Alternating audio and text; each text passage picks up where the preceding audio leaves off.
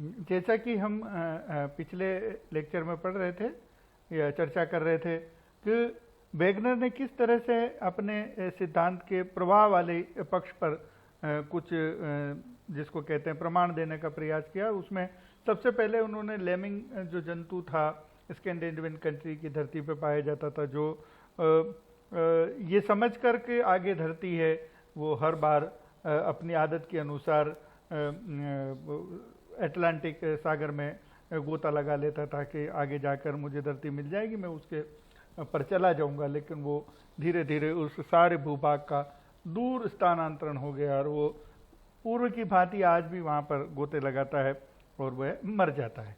करोड़ों की संख्या में ये सारे के सारे जानवर हर वर्ष वहाँ पर जाकर मरते हैं। तो ये एक प्रमाण के रूप में उन्होंने किया कि कभी कालांतर में ये धरती जुड़ी हुई थी जो बाद में जाकर दूर दूर हो गई। ये एक पहला प्रमाण उन्होंने देने का। फिर वो कहते हैं कि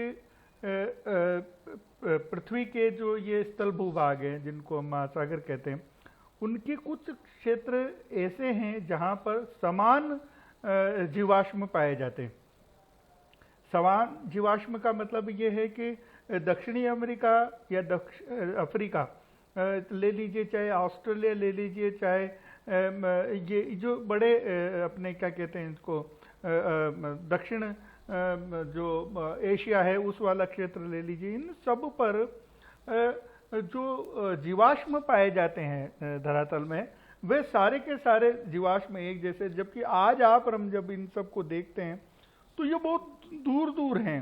मतलब वहाँ पर उस जंतु के पाए जाने की किसी भी तरह से आप वो मतलब उम्मीद नहीं कर सकते। लेकिन ये इस चित्र में जैसे आप हम देखते हैं कि अगर इन सारे के सारे स्थल भागों को मिला दिया जाता है तो ये संभावना बन जाती है कि इस पूरे के पूरे क्षेत्र में, जैसे ये जो क्षेत्र आपका है यहाँ पर ये पाए जाते हैं, संभावना है।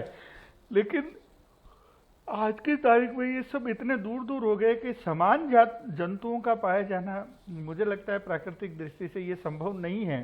तो साथ ही एक ही जैसे ग्लैसोप्टेरिस वनस्पति है जो आपकी अफ्रीका में भी पाई जाती है, अमेरिका में भी पाई जाती है, दक्षिण अमेरिका में भी, ऑस्ट्रेलिया में भी पाई।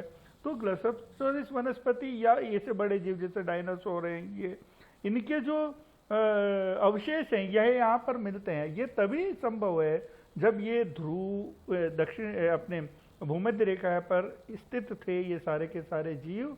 और वैसे भी आप हम जानते हैं कि जैसे जैसे अक्षांशों में हम ऊपर जाते हैं तो बड़े विशालकाय जीव वहाँ पर नहीं पाए जाते हैं। और ग्लैसोप्टेरिस वनस्पति जो है ये इसका अलग स्वभाव है। इसको ये कह सकते हैं कि अगर ये भूमध्य रेखा पर अगर ये सारे भूभाग नहीं होंगे तो ये यहाँ पर नहीं हो सकती, किसी भी सूरत में ये यहाँ पर नहीं हो सकती। ये इतने विशालकाय जीव जो आप देख रहे हैं ये सारे के सारे भी भूमध्य रेखा के निकट ही संभव है, दूर ये संभव नहीं है। तो ऐसे में वेगनर का ये कहना था कि मैं जो बात कह रहा हूँ कि स्थल भाग का स्थानांतरण हुआ है, कटिबंधों का स्थानांतरण नहीं हुआ है। तो ये जो कटिबंध जिस समय ये सब एक थे तो ये भूमध्य रेखा के करीब थे, तो कटिबंध का स्थानांतरण नहीं हुआ है, भूभाग का स्थानांतरण हुआ। और ये इस चित्र से उन्होंने इस माध्यम से समझाने का प्रयास किया कि मेरा ये मानना है, वेगनर का ये मानना है कि ये स्थल भाग बाद में कालांतर में भूमध्य रेखा से छिटक गए, दूर हो गए, प्रवाहित हो गए, पश्चिम की ओर प्रभावित हुए, या आपके जिसको हम कह सकते हैं कि उत्तर दक्षिण की ओर प्रभावित हुए। तो ये एक दूसरा प्रमाण उन्होंने देकर इसको समझाने का प्रयास किया कि किस तरह से पृथ्वी में स्थानांतरण हुआ। और ये वनस्पति ग्लैसोप्टेरिस वनस्पति हुई है, चाहे ये विशालकाय चीज जो आप देख रहे हैं, इन सब का ये जो प्रवाह है। और इन्होंने एक मार्ग बताया कि ये इस मार्ग पर, जैसे ये जो मार्ग आपका है इस पर होकर ये सारे जंतु एक दूसरे स्थानांतरित होते हैं। आप देखिए कि एक जो जानवर है वो दक्षिण अमेरिका से चलता है और अफ्रीका में होता हुआ, ऑस्ट्रेलिया में यहाँ पर होता हुआ वो यहाँ तक दक्षिण ध्रुव तक पहुँच रहा है।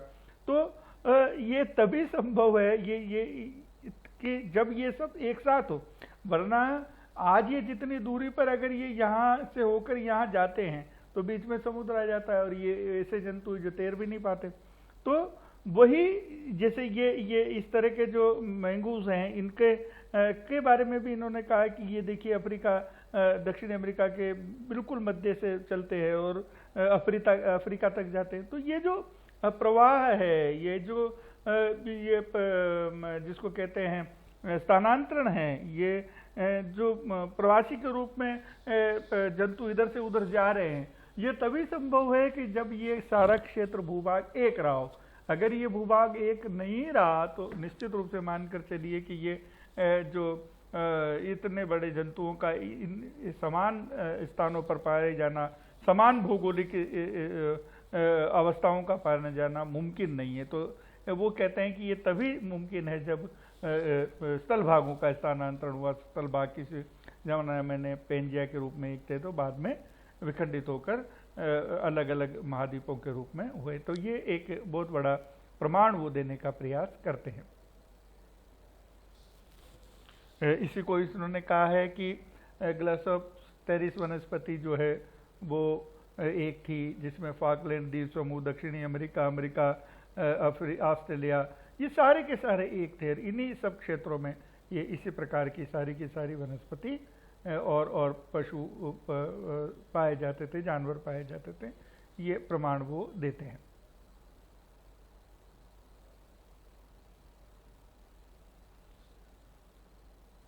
इसके बाद में वो कहते हैं कि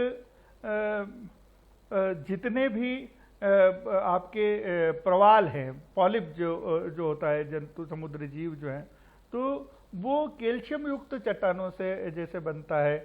और उसके बारे में ये कहा जाता है कि लगभग 20 डिग्री सेंटीग्रेड गर्म जल में ही पनपते हैं। और मुख्यतः ये दक्षिणी 20 से 30 डिग्री अक्षांशों के बीच में पाया जाता है। तो इनका ये मानना है कि प्रवाल जो ठोस हैं ये हमेशा उष्ण क्षेत्रों में ही पाए जाते हैं। लेकिन ये जो जहाँ पर इनके प्रमाण मिलते हैं वो भूमध्य रेखा के पास में कैसे मिलेंगे? को अभी भी भूमध्य रेखा के निकट इनके प्रमाण मिलते हैं। तो भूमध्य रेखा का जो पानी है वह पानी ज़्यादा अपेक्षाकृत गर्म है।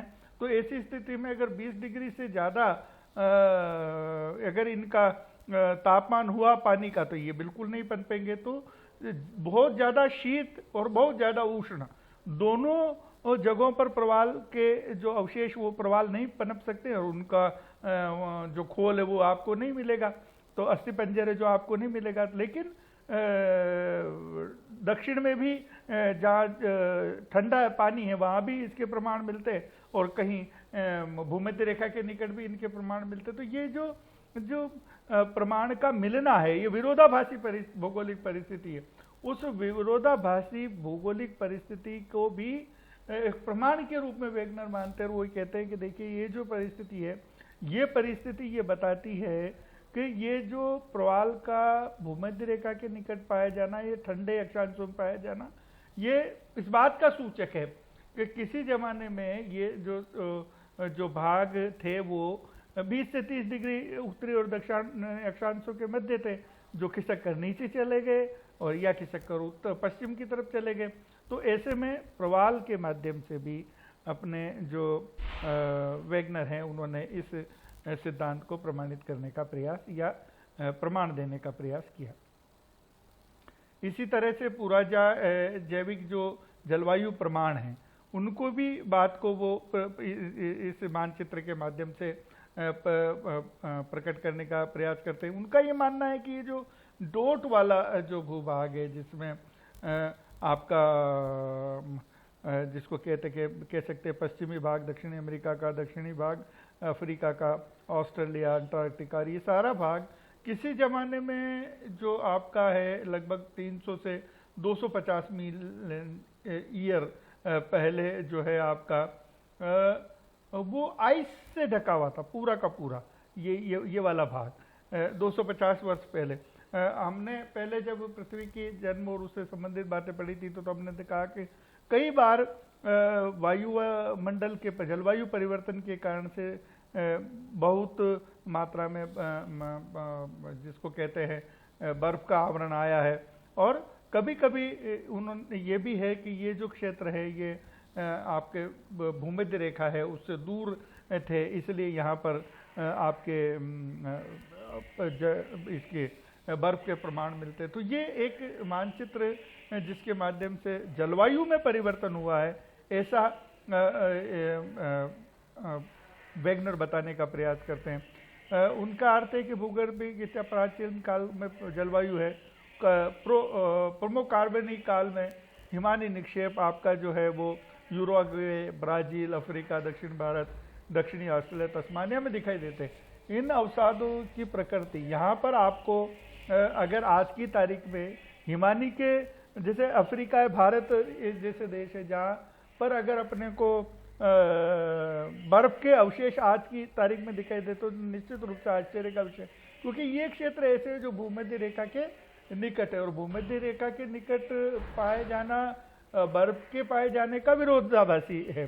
तो ऐसी अवस्था में ये जो विरोधाभासी बात है ये तभी संभव है कि कटिबंध है जो आपके वो तो स्थिर है, लेकिन स्थल भाग जो है वो एक दूसरे से पृथक हुए हैं, तभी जाकर इस बात के प्रमाण आपको लग सकते हैं। तो ये एक बहुत बड़ा कारण या जैसे प्रमाण उन्होंने देने का प्रयास किया है।